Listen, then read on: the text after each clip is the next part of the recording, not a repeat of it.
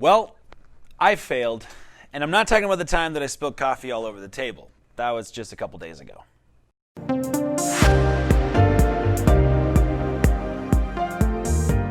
I often tell my students that failure is a necessary part of life.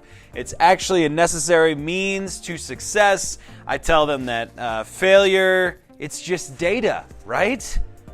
It's really easy to say all those one-liners when it's not happening to you, right?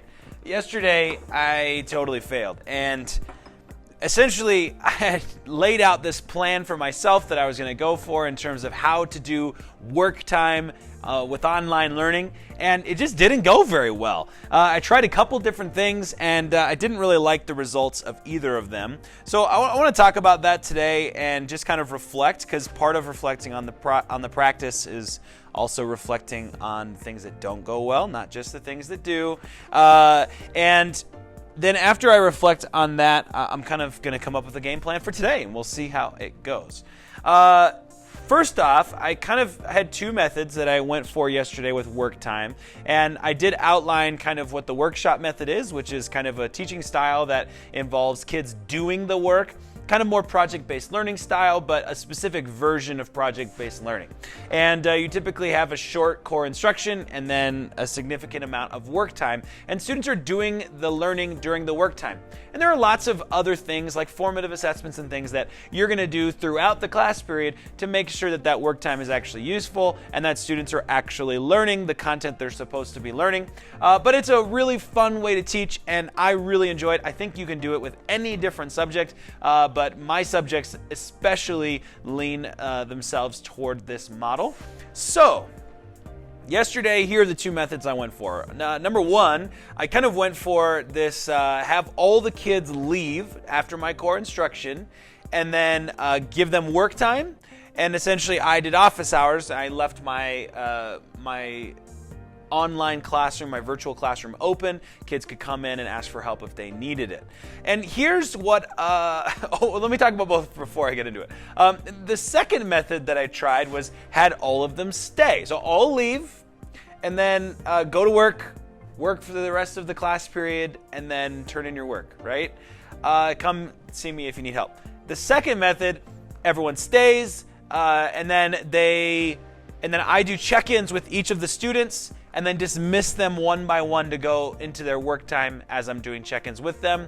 And it kind of turned into dismissing a few at a time because dismissing one at a time was way too quick.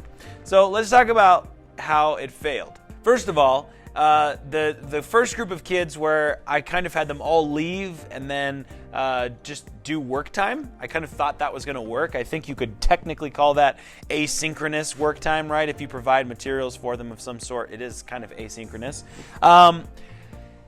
That failed because I only had like 30% of the students turn in the work at the end of the class.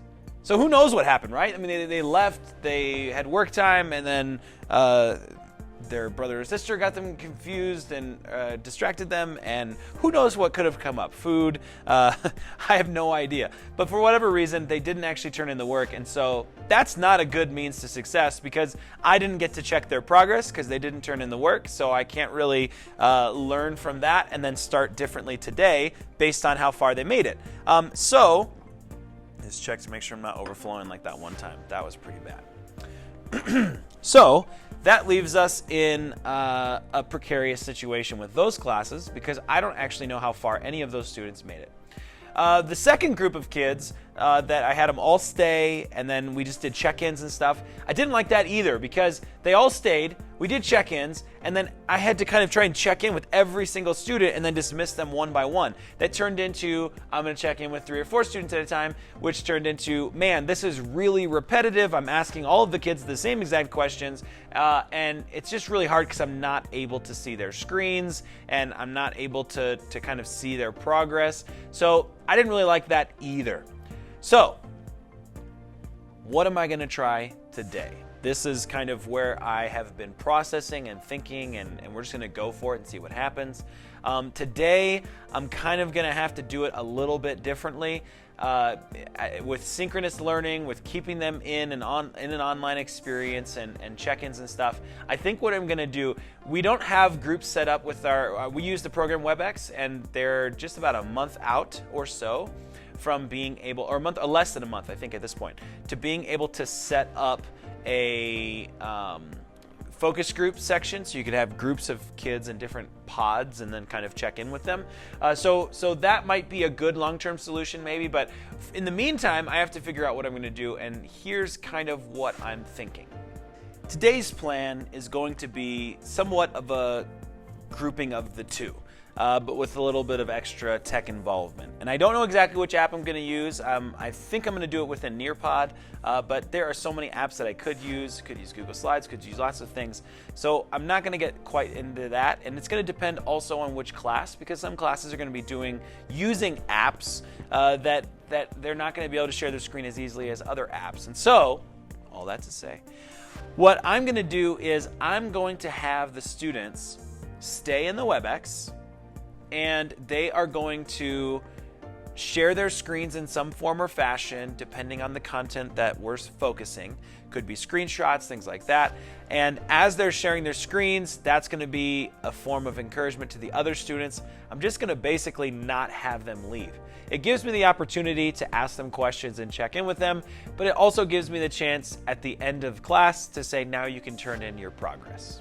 Tomorrow, I will update you on how this all went and what I ended up landing on and kind of what my workflow turned into. Or I'll be telling you that I had another day of failure. But remember what Thomas Edison said. Edison said, "I have not failed. I have just found 10,000 ways that don't work." Something like that. Have a great day of teaching.